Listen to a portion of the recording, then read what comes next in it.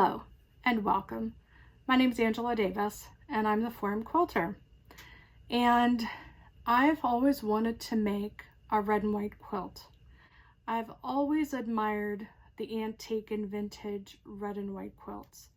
It's something that I've always wanted to try. And even though they may be simplistic, just two-color quilts, I've always been a little, I think, intimidated by their simplicity with their beauty. But I decided I've waited long enough, and I have a very good reason for making one. A very, very dear friend of my sister's, who they have known each other for, oh my gosh, since their kids were little. And they're all adults now, having their children. But her good friend, she and her husband just had their first great grandchild. It's a little girl.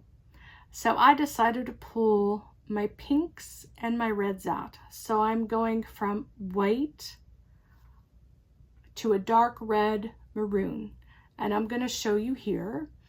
And the thing that, you know what, let me grab a couple strips. Hold on. So I laid my colors out white all the way to the dark maroon. And I sewed them together, white all the way to dark, and then I sewed them into a tube.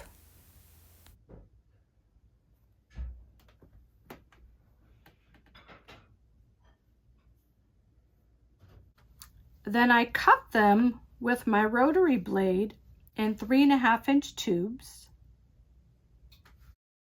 And then I took apart the strips according to where the color started and ended.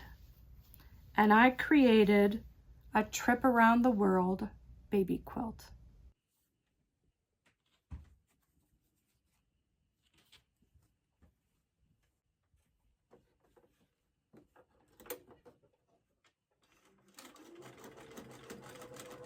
I had the colors numbered 1 through 6, but I knew what order the colors were going to go in because I was going from light to dark, and that helped me keep everything straight. But I really had to make sure that I lined up those rows correctly in order to keep the pattern. And at one point, I lined up 2 rows together, and they were backwards, so I had to rip them out. But so it goes. We really sew around here. And sometimes I sew things backwards.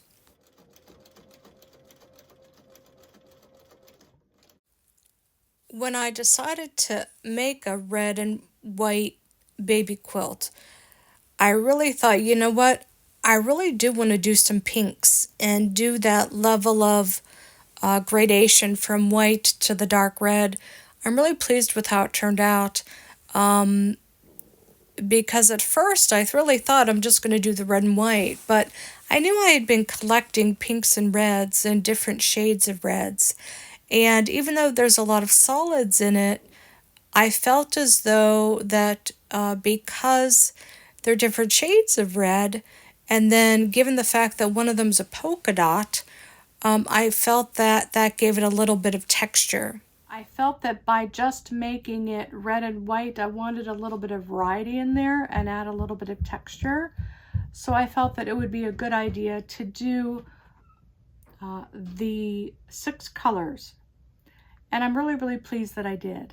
And I decided to go ahead and do the trip around the world because I felt that since I was doing the different levels of red, from, you know, soft pink to dark maroon, I felt that the trip around the world would really carry that over as far as how the colors will radiate out from the center.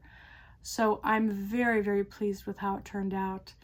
The quilt top took me a 1 weekend to make. Again, I cut the strips in 3.5 inches. There's 6 colors. I believe I think I cut 8 strips each in my notes. Actually, I cut a lot more because I plan on making a larger quilt The fabric that I used, some of it was store-bought. There's some muslin in there, so some of it is store-bought. And of course I have a red with a little white polka dot, and I can't resist, you know, a little polka dot. But I also have a sheet. The soft pink was a sheet, and I think it was either a queen or a king size sheet.